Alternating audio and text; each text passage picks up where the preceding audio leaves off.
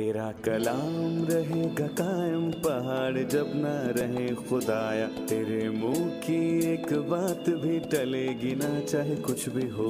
तेरी मान दिए है जिंदा सोने से भी कीमती। मेरा दिल ये दे गवाही है ये किताब अज़ीम। नाज़िल करे अपना कलाम शिकस्ता दिलों को सुकून मिले। तारीकी दूर हो मेरी राहें रोशन कर।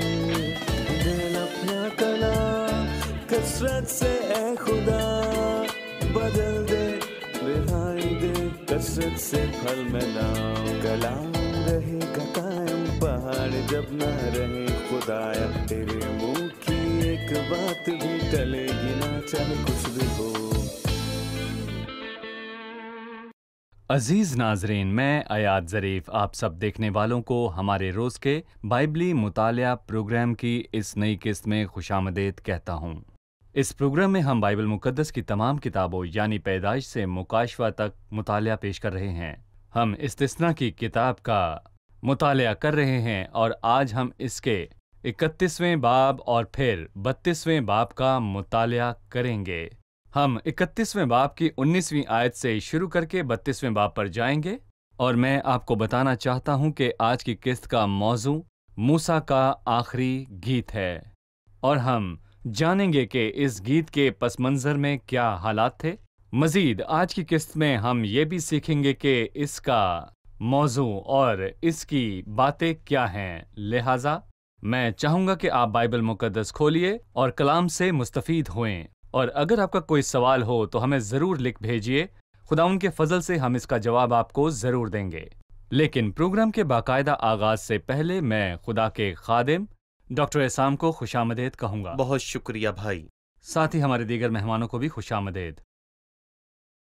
डॉक्टर एहसान, सबसे पहले मैं 31वें बाब की 19वीं आयत से पढ़ूंगा, फिर मैं आपसे सवाल पूछूंगा। सो तुम ये गीत अपने लिए लिख लो और तू उसे बनी इसराइल को सिखाना और उनको हिफ्स करा देना ताकि ये गीत बनी इसराइल के खिलाफ मेरा गवाह रहे। इसलिए कि जब मैं उनको उस मुल्क में जिसकी कसम मैंने उनके बाप दादा से खाई और जहां दूध और शहद बहता है पहुंचा दूंगा और वो खूब खा खा कर मोटे हो जाएंगे, तब वो और माबूदों की तरफ फिर जाएंगे और उनकी इबादत करेंगे और मुझे हकीर जानेंगे और मेरे अहद को तोड़ डालेंगे। और यूं होगा कि जब बहुत सी बलाएं और मुसीबतें उन पर आएंगी तो ये गीत गवाह की तरह उन पर शहादत देगा, इसलिए कि इसे उनकी औलाद कभी नहीं भूलेगी, क्योंकि इस वक्त भी उनको उस मुल्क में पहुंचाने से पेशतर जिसकी कसम मैंने खाई है, मैं उनके ख्याल को जिसमें वो हैं जानता हूं। सो मूसा ने उसी दिन इस गीत को लिख लिया और उसे बनी इसराइल को सिखाया। और उसने नून के बेटे यशवा को हदायत की और कहा, मजबूत हो जा और हौसला रख, क्योंकि तू बनी इसराइल को उस मुल्क में ले जाएगा जिसकी कसम मैंने उनसे खाई थी, और मैं तेरे साथ रहूंगा। और ऐसा हुआ कि जब मूसा इस शरीयत की बातों को एक किताब में लिख चुका और वो ख़त्म हो गई, तो मूसा ने लावियों से जो खुदाउन के अहद का संदूक उठाया करते थे कहा कि इस शरीयत की किताब को लेकर खुदाउन अपने खुदा के अहद के संदूक के पास रख दे ताकि वो तेरे बरखिलाफ गवाह रहे, क्योंकि मैं तेरी बगावत और गर्दन कशी को जानता हूँ। देखो अभी तो मेरे जीते जी तुम खुदावन से बगावत करते रहे हो, तो मेरे मरने के बाद कितना ज्यादा ना करोगे। तुम अपने कबीलों के सब बुजुर्गों और मनसबदारों को मेरे पास जमा करो ताकि मैं ये बातें उनके कानों में डाल दूं और आसमान और जमीन को उनके बरखिलाफ गवाह बनाऊं, क्योंकि मैं जानता हूं कि मेरे मरने के बाद तुम अपने को बिगाड़ लोगे और उस तरीक से जिसका मैंने तुमको हुक्म दिया है फिर जाओगे। तब आखिरी अयाम में तुम पर आफत टूटेगी, क्योंकि तुम अपनी करनियों से खुदावंद को गुस्सा दिलाने के लिए वो काम करोगे जो उसकी नज़र में बुरा है। हम अब तक गीत के अल्फाज तक नहीं पहुंचे, ये हमें 32वें बाब में मिलेंगे, लेकिन उस गीत को लिखने का एक पस मंज़र है।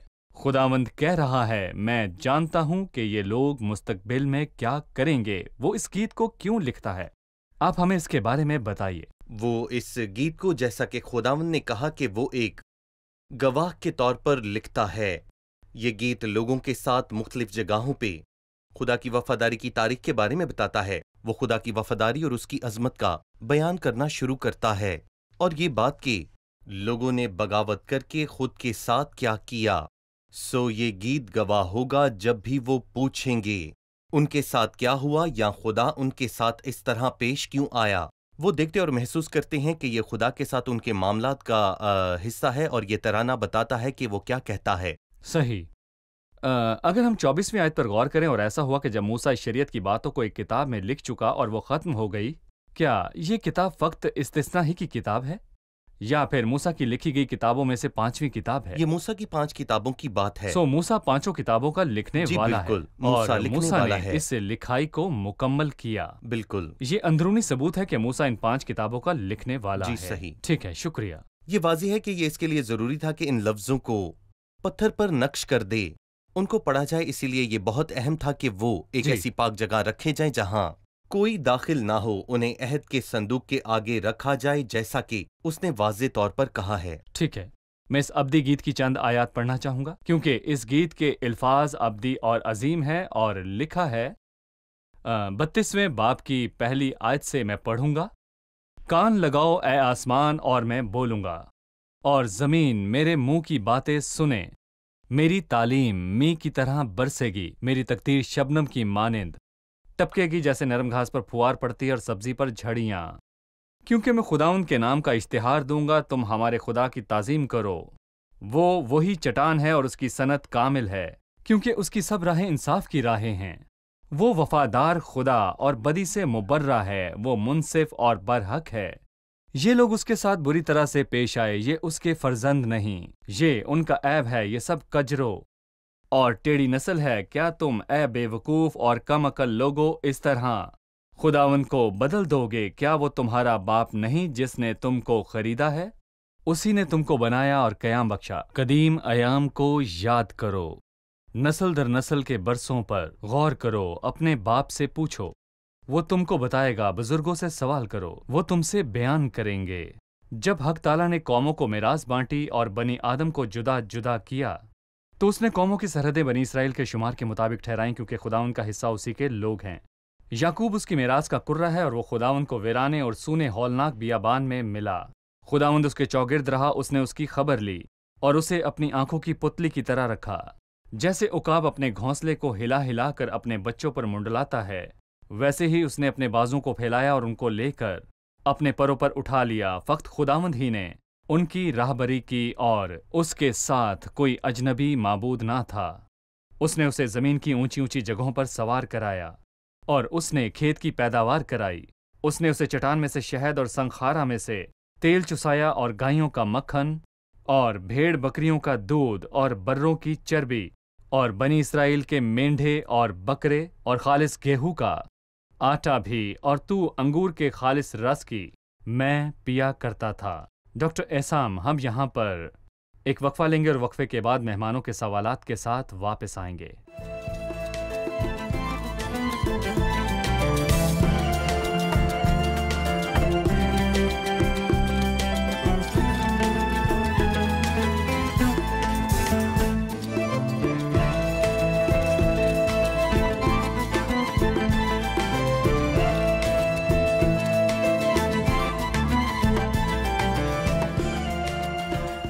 क्या आप हमें बता सकते हैं इस गीत के मुतल्लिक खुदा की क्या खसूसियात हैं? जी डॉक्टर एसाम। ये वो हिस्सा है जो आपने पढ़ा, आयत 1 से 14 तक। इसमें 3 बातें हैं। पहली बात खुदा और उसकी अजमत, और ये सवाल का मौजू है। दूसरी बात खुदा और उसका फजल जो बाप दादा पर हुआ, और मेरे ख्याल में ये दूसरा हिस्सा है जो 7 से 14वीं आयत है। और फिर इसके बाद हम मुदरजा झैल हिस्सों की बात करेंगे। पहले हिस्से में खुदा की भलाई बहुत वाज़ेह है, जैसा कि हमने मूसा को देखा। वो खुदा और उसके कामों के ताल्लुक से हमें बयान करता है। उसने महसूस किया कि आसमान तक को सुनाना चाहिए। जब मैं खुदा और उसकी अजमत की बात करता हूं तो ये कुछ ऐसा है जो आसमान हिला देता है। कान लगाओ ए आसमान, मैं बोलूंगा और जमीन तेरे मुंह की बातें सुने। मेरी तालीम मी की तरह बरसेगी, मेरी तकरीर शबनम की मानिंद पटकेगी, जैसे नरम घास पर फुहार पड़ती है और सब्जी पर झड़ियां, क्योंकि मैं खुदा के नाम का इश्तिहार दूंगा। और पहली बात ये कि वो चट्टान है। खुदा का तहम्मुल। खुदा का तहम्मुल चट्टान सही। की मानिंद है। दूसरी बात, उसका काम कामिल है, ये चट्टान से मुख्तलिफ है। ये चट्टान नहीं है जिसका काम कामिल है, वो एक चट्टान है। ये खुदा के नंबर काम एक की है और कामिलियत। खुदा कुछ नामुकम्मल नहीं करता। आप उसके कामों को देखते हैं, जब उसके जहन में कुछ होता है तो वो उसे जरूर करता है, क्योंकि उसकी सब राहें इंसाफ की राहें और उसके काम वो बेइंसाफ नहीं है। वो सही। सब कुछ जो वो करता है, चाहे वो आदमी के लिए अजीब हो, लेकिन वो इंसाफ के काम हैं। वो सच्चाई का खुदा है जो अपने वादों से फिर नहीं सकता और वो अपने इरादों से फिर नहीं सकता। वो बेइंसाफ नहीं है, बल्कि वो रास्त है और इंसाफ से भरा हुआ है। ये खुदा की चंद खसूसियात हैं जिनसे ये पता चलता है कि मूसा क्यों इन खसूसियात से शुरुआत करता है, जिनके साथ वो अपने लोगों में ही काम करेगा। वो बदकार थे, गोया वो खुदा की वफादारी का इनाम बदकारी से दे रहे थे। ऐसी दावत यसाया में आसमान और जमीन को दी गई है जब उसने कहा कि वो बदकार हैं। बिल्कुल। मैं 8वीं आयत पर आपसे बदकार बात थे। करना चाहता हूँ। जब हक ताला ने कौमों को मिरास बांटी और बनी आदम को जुदा जुदा किया, तो उसने कौमों की सरहदें बनी इसराइल के शुमार के मुताबिक ठहराईं। क्या बनी इसका इसराइल। मतलब ये है कि ये लोग उस वक्त भी खुदा के जहन में थे जब वो रूए जमीन पर फैले नहीं थे? क्या इसका मतलब ये है कि लोग उस वक्त भी खुदा के जहन में थे? लिहाजा क्या हम इसे समझ खुदा सकते के हैं? जहन में, वो और आयत मेरे ख्याल से इस बात को समझना आसान है, जिसमें लोगों की तकसीम के मुतालिक लिखा है, और ये बात इससे ताल्लुक रखती है कि खुदावंद अपने लोगों के वास्ते जगह तैयार कर रहा है। सही। फिर वो कहता है, ये ताजुब की बात नहीं कि वो तमाम कौमों के महवर और मरकज हैं, और खुदावंद का हिस्सा उसी के लोग हैं, वही महवर और मरकज हैं। मतलब कि ये कि वो तमाम कौमों के महवर और मरकज हैं। पाक लोगों के वास्ते ऐसा सचमुच कब होगा कि वो कौमों का महवर और मरकज होंगे? इसके बारे में हमें बताइए। जब खुदा बुराई का खात्मा करेगा और रास्ते से अपने लोगों पर हुकूमत करेगा, और जब यरूशलेम 1000 साला और वो बादशाही दुनिया में का दारुल हुकूमत बन जाएगा, हुकूमत का दारुल हुकूमत बन जाएगा, अमन और रास्ते की जब रियासत। खुदावंद तन्हा होगा, अपने नाम में तन्हा, और पूरी दुनिया का एक ही बादशाही अजीम, और उसकी बादशाही का मरकज यरूशलेम होगा। जी सही, शुक्रिया। यहाँ यह तस्करा है कि जब खुदावंद को उसके लोग वीराने में मिले तो उसने क्या किया। हमें बताइए कि वो उनसे किस तौर पेश आया और वो हमारे साथ कैसे पेश आता है। उसने याकूब के साथ क्या किया, और वो याकूब को कहां से लाया? उसके बाप के घर से नहीं, बल्कि उसके भागने से होता है। याकूब की कहानी का आगाज उसके भागने से होता है, जबकि उसके हालात सही। ठीक थे। उसने उसके बदतरीन हालात में उस पर नजर की, और उस पर तब जाहिर हुआ जब वो सजा का मुस्तहिक था। लेकिन जब खुदावंद उस पर जाहिर हुआ, उसके चौगिर्द रहा, उसकी राहबरी की और उसे अपनी आंख की पुतली की मानिंद रखा। वो शुरुआत खुदा के कामों से करना चाहता था, ताकि याद दिलाए कि एक बुरे शख्स के साथ खुदावंद कैसे पेश आता है। उसने उस पर जाहिर किया कि वो भला है, और वो उसके चौगिर्द रहा। क्यों? क्योंकि वो उस मंसूबे का हिस्सा था जो खुदावंद के जहन में था। क्योंकि खुदावंद का हिस्सा उसके लोग हैं, तूने अब्राहम ही को क्यों चुना, और तू बाकी कौमों के मुकाबले इसी कौम को क्यों निकाल लाया? खुदा आजाद है, क्योंकि जब वो फजल से चुन लेता है तो उससे कोई नहीं पूछता कि क्यों। ठीक है। 15 से 18 आयत में लिखा है, लेकिन यस्रून मोटा होकर लाते मारने लगा। ये यस्रून कौन था? ये लोगों के लिए दूसरा मरहला है, और यस्रून खुद लोग ये ही नाम हैं, लोगों और का ये नाम नाम था। फजल से अता किया गया। यस्रून का मतलब है कि दयानतदार, और खुदावंद ने फजल के वसीले जी ये नाम उनको दिया, क्योंकि उसने भलाई के वसीले उन पर नजर की। हालांकि सही। वो यहाँ कहता है कि यस्रून से, जो कि दयानतदार है, बदकारी जाहिर हुई। ये अरसा जो 15 से 19वीं आयत तक बयान किया गया, मेरा मतलब 15वीं आयत से 19वीं आयत में लिखा है, खुदा की भलाई के बदले उनके रद्द अमल को जाहिर करता है। अगर पिछला हिस्सा खुदा की भलाई को जाहिर करे तो भाई के बदले क्या लेकिन रद्द अमल यस्रून है? मोटा होकर लाते उसने मारने तुम्हें मोटा किया, लेकिन फिर तुमने लाते मारी। वो उन्हें बताने लगा कि उन्होंने क्या किया। उन्होंने गैर माबूदों के बाइस जी उसे गुस्सा दिलाया, मकरूहात के बाइस। वो एक बादशाह के दौर के बारे में बात करता है। अगर पहला दौर बाप का था जो आयत 14 में है, तो दूसरा दौर 15 से 19वीं आयत में है। ये वो बातें हैं जो इन लोगों से बादशाह के दौर में जाहिर हुई थीं। सही। बादशाह के दौर में इसराइल की सल्तनत सही। गैर माबूदों से भर गई। वो बाल और बाकी माबूदों के पीछे गए। इस पर आप क्या कहेंगे? ये देखकर उसने उनसे नफरत की, क्योंकि उन्होंने उससे गुस्सा दिलाया।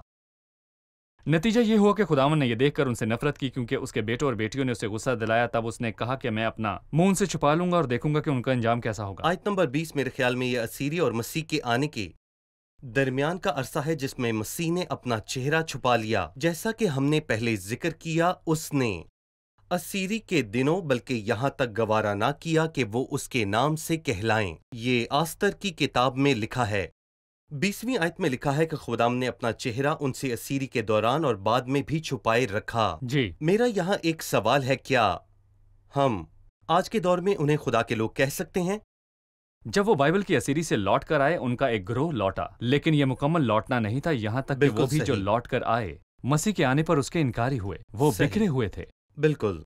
जी, 21वीं आयत में वो कहता है, उन्होंने उस चीज के बाइस जो खुदा नहीं मुझे गैरत और अपनी बातिल बातों से गुस्सा दिलाया, सो मैं भी उनके जरिए से जो कोई उम्मत नहीं उनको गैरत और एक नादान कौम के जरिए गुस्सा दिलाऊंगा। और यही रवैया उनका इमाल की किताब में था, सही। जो कि पुराना और नाकारा होता जा रहा था और इस कौम के लिए दरवाजों को बंद करने को है और फजल बांटने लगा। सो लोग आने लगे और वो कहता है, वो जो मेरी कौम का नहीं है वो कौन है? वो गैर अक़वाम हैं। मैं एक नादान जी, कौम के जरिए तुझे गुस्सा दिलाऊंगा। और यहाँ खुदा वाज़े तौर पर उनको ये बता रहा है, और ये तकसीम फजल है। सही। डॉक्टर एसाम 39वीं आयत पर कुछ कहिए, जब वो कहता है, सो अब तुम देख लो कि मैं ही वो हूं और मेरे साथ कोई देवता नहीं। मैं ही मार डालता और मैं ही जलाता हूं, मैं ही जख्मी करता और मैं ही चंगा करता हूं, और कोई नहीं जो मेरे हाथ से छुड़ाए। क्योंकि मैं अपना हाथ आसमान की तरफ उठाकर कहता हूं कि क्योंकि मैं अब्दुल अब्बास जिंदा हूं, इसलिए अगर मैं अपनी छलकती तलवार को तेज करूं और अदालत को अपने हाथ में ले लूं, तो अपने मुखालफों से इंतकाम लूंगा और अपने कीना रखने वालों को बदला दूंगा। मैं अपने तीरों को खून पिला पिला कर मस्त कर दूंगा और मेरी तलवार गोश्त खाएगी। वो खून मकतूलों और असीरों का और वो गोश्त दुश्मन के सरदारों के सर का होगा। ए कौमों, उसके लोगों के साथ खुशी मनाओ, क्योंकि वो अपने बंदों के खून का इंतकाम लेगा और अपने मुखालफों को बदला देगा। खुदा की अजमत का ज़हूर और उसके लोगों की बहाली कब होगी? जब खुदा जाहिर होगा तो ये बदलने का वक्त होगा, जिसमें खुदामंद खुद को बतौर एक शख्सियत जाहिर करेगा जो अपने लोगों का बदला लेगा। वो हर एक से बदला लेगा जिसने उससे और उसके लोगों को इस सब के बावजूद रंजीदा किया। उसके लोग बिखरे हुए हैं, लेकिन उनके बिखरे होने के बाइस सही। ना सिर्फ उनके खिलाफ बल्कि खुदा के खिलाफ दुश्मनी जाहिर हुई, और खुदा अपने जाहिर होने पर अपने और अपने लोगों का बदला लेगा। मेरा मानना है कि आयत 43 में खुशी की बात है। खुशी मनाओ, ये बदले के बाद होगा।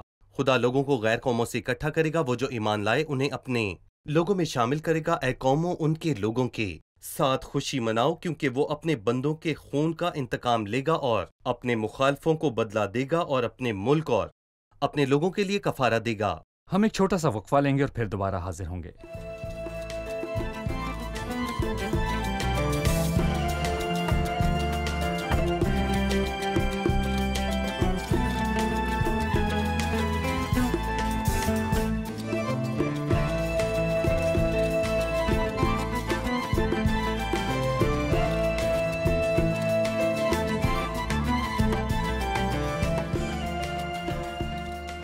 आयत नंबर 47 में, क्योंकि ये तुम्हारे लिए कोई बेसूद बात नहीं बल्कि ये तुम्हारी ज़िंदगानी है, और इसी से उस मुल्क में जहाँ तुम यर्दन पार जा रहे हो कि उस पर कब्ज़ा करो। तुम्हारी उम्र दराज होगी। क्या उम्र की दराजी से मुराद ये है कि वो ज़मीन पर लंबे अरसे तक रहेंगे? जी, वो जमीन पर लंबे अरसे तक रहेगा, क्योंकि खुदा की फरमाबरदारी बरकत को लाती है। यहाँ तक कि माँ बाप की इज्जत करना, तो अपने माँ बाप की इज्जत करना ताकि जमीन पर तेरी उम्र दराज हो। इसका मतलब यह है कि खुदावंद के आगे झुकने से खुदावंद अपने वादे पूरे करता है। और वो अपने मुल्क में वादे रहते हैं। पूरे करेगा और उन पर हुकूमत करेगा। वो उन पर हुकूमत करेगा, उन पर 1000 साल तक हुकूमत करेगा। ये लंबा अरसा है या नहीं? फरमाबरदारी खुदा की राहें हमवार करती है कि खुदा अपने वादों को पूरा करे और वो उस मुल्क में 1000 साल यकीनन रहेंगे। तारीखी तौर पर अगर उन्होंने खुदावंद की फरमाबरदारी की होती सही। तो वो उस मुल्क में रहते। उन्होंने उसकी फरमाबरदारी ना की, उन्हें मुल्क से असीर कर लिया गया, उनकी उम्र दराज न हुई, जिसकी वजह नाफरमानी थी। और ये एक तरह मुल्क से खुदावंद का मुल्क है। सही, खुदावंद का मुल्क है। हम बाब के आखिरी हिस्से पर बात करेंगे, जो कि 32वें बाब की 48वीं आयत से है। और उसी दिन खुदावन ने मूसा से कहा कि तू इस कोहे अबारीम पर चढ़कर नबू की चोटी को जा जो यहू के मुकाबिल मुल्क मुआब में है, और केनान के मुल्क को जिसे मैं मेरास के तौर पर बनी इसराइल को देता हूँ देख ले, और उसी पहाड़ पर जहाँ तू जाए वफात पाकर अपने लोगों में शामिल हो, जैसे तेरा भाई हारून हूर के पहाड़ पर मरा और अपने लोगों में जा मिला। इसलिए कि तुम दोनों ने बनी इसराइल के दरमियान दश्ते सीन के कादेस में मरीबा के चश्मा पर मेरा गुनाह किया, क्योंकि तुमने बनी इसराइल के दरमियान मेरी तकदीस न की, सो तू उस मुल्क को अपने आगे देख लेगा, लेकिन तू वहां उस मुल्क में जो मैं बनी इसराइल को देता हूं जाने ना पाएगा। खुदावंद एक बार फिर मूसा से कहता है कि मूसा उस मुल्क को देखेगा तो भी उसमें जाने ना पाएगा। खुदावंद उसे याद दिलाता है कि उसने क्या किया। जो कुछ एक से ज्यादा मर्तबा कहा जाए वो अहम है, और यहां दो पहलू हैं, फजल और वादा। आजा कि मैं तुझे वो मुल्क दूं, लेकिन तू उसमें दाखिल ना होने पाएगा क्योंकि तू शरीयत का नुमाइंदा है, क्योंकि तूने कुछ ऐसा किया है कि तेरा दाखला ममनू हो गया है, और हकीकत में ये नाकाबिले फरामोश है। ये इंसान की जिम्मेदारी है जो उसे खुदा की पुरफजल सोच तक पहुंचने नहीं देती। वो उससे दिखाता है लेकिन उसे भूलने नहीं देता कि एक दिन मूसा खुदा के फजल से उस सरजमीन पर पहुंचेगा। मत्ती की अंजील के 17वें बाब में वो एक हसीन मंजर में सूरत बदल जाने वाले पहाड़ पे आता है। सही, खुदा अब भी खबरदार कर रहा है। वो उसे वो वजह याद दिलाता है जिसके सबब वो दाखिल ना हो सका। कोताहियों को नक्श कर लिया जाएगा और याद रखा जाएगा और भुलाया ना जाएगा। हो सकता है मैं भूल जाऊं, लेकिन हमारा खुदावंद कभी नहीं भूलता जब तक उसके फजल के वसीले उस बात का कफारा ना हो जाए। सही, शुक्रिया। हमारे प्रोग्राम का वक्त खत्म हुआ चाहता है। आइए अब मेहमानों से राय जानते हैं। आज के प्रोग्राम से आपने क्या सीखा? मूसा इस गीत में अपनी कौम की तारीख बयान कर रहा है। हमें अपनी तारीख को देखने की ज़रूरत है ताकि हम इसकी भलाई और फजल को देख सकें, और इसका फजल हमारे लिए बाइस बरकत है।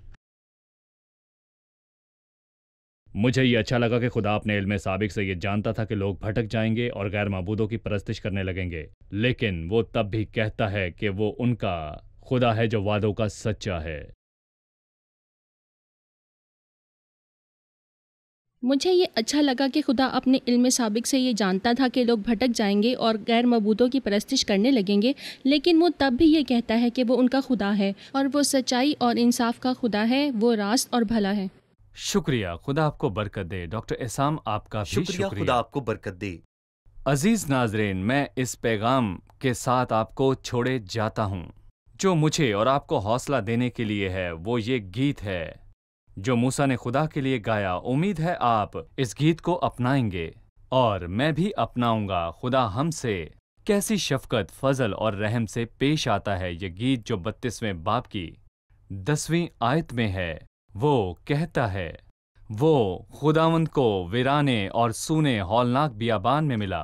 खुदावंद उसके चौगिर्द रहा, उसकी खबर ली और उसे अपनी आंख की पुतली की तरह रखा। याकूब तन्हा था जब वो खुदावंद को मिला और उसने उसे अपनी आंख की पुतली की मानिंद रखा। अजीज नाजरीन, हो सकता है आप तन्हाई में हो सकता है बहुत से लोगों ने आपको छोड़ दिया हो, शायद आप किसी अपने के बिछड़ जाने के बाद तन्हा महसूस करते हों।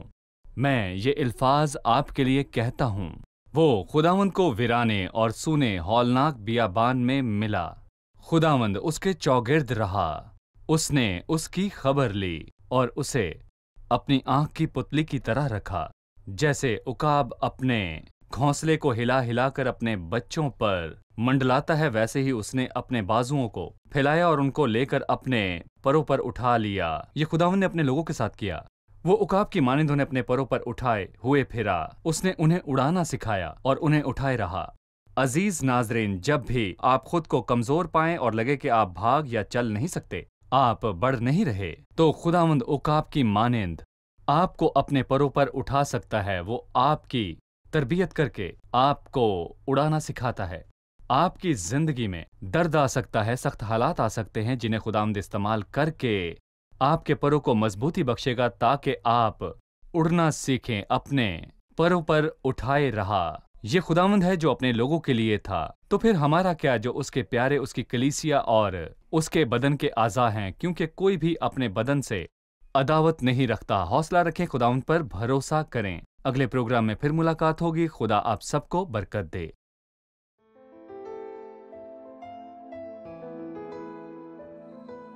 तेरा कलाम रहेगा कायम पहाड़ जब ना रहे खुदाया। तेरे मुंह की एक बात भी टलेगी ना चाहे कुछ भी हो। तेरी मान दिए है जिंदा सोने से भी कीमती।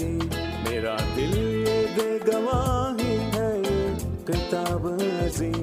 नाज़िल करे अपना कलाम शिकस्ता दिलों को सुकून मिले।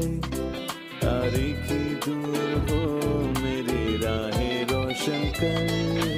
दिल अपना कलाम कसरत से ए खुदा बदल दे रिहाई दे कसरत से फल मिलाओ। कलाम रहेगा कायम पहाड़ जब ना रहे खुदाया। तेरे मुंह की एक बात भी टलेगी ना चाहे कुछ भी हो।